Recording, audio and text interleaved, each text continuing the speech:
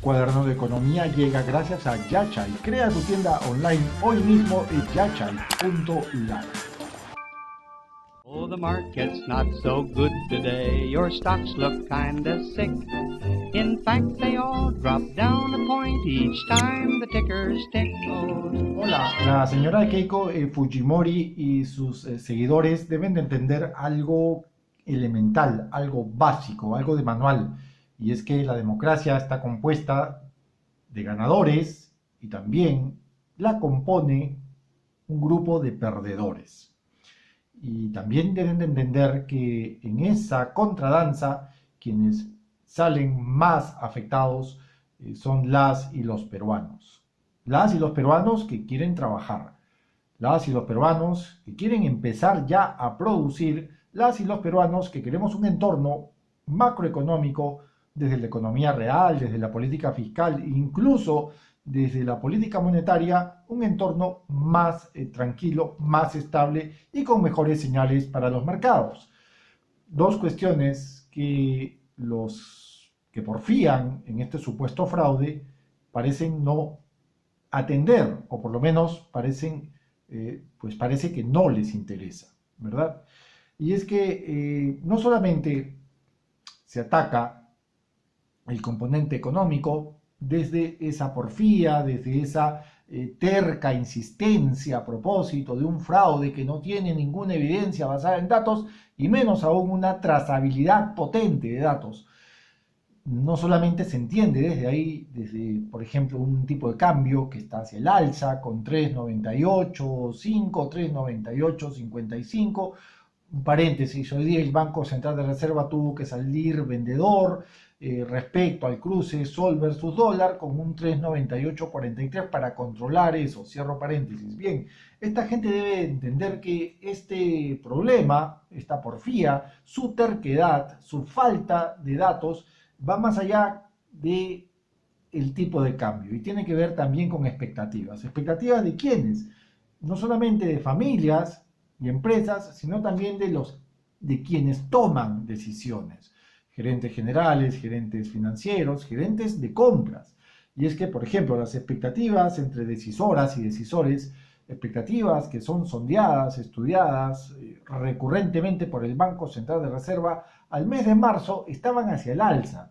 Actualmente, y de acuerdo al reporte de inflación del BCR, a junio de este año, esas expectativas se han caído, se han desplomado. Es decir, las expectativas, por ejemplo, empresariales en función a la economía, tanto a 3 como a 12 meses, pesimistas. Las expectativas respecto al sector desde donde se mueve determinada industria, igual a 3 a 12 meses y lo mismo, pesimistas. Lo que en marzo era, digamos, un ambiente, ¿no?, a propósito de la reactivación más saludable, hoy en día es un ambiente pesimista. En el mejor de los casos es mixto o dispar.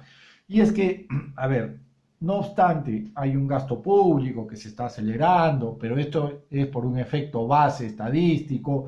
Tenemos una inversión privada que explica demanda, consumo, empleo, que explica, por ejemplo, que haya un mejor entorno dentro del mercado laboral. Tenemos una inversión privada que explica esas tres dimensiones que está estancada, se ubica en una horquilla de estancamiento, con proyecciones en función al BCR, ¿no?, estancadas. Y esto, evidentemente, es de acuerdo con datos del Banco Central, se debe a una incertidumbre política que los seguidores de aquella porfía, de aquella terquedad llamada fraude, están perpetuando y están extendiendo. Y ello ataca la economía, lo dicho, no solamente desde el dólar, sino también desde las expectativas, ¿verdad?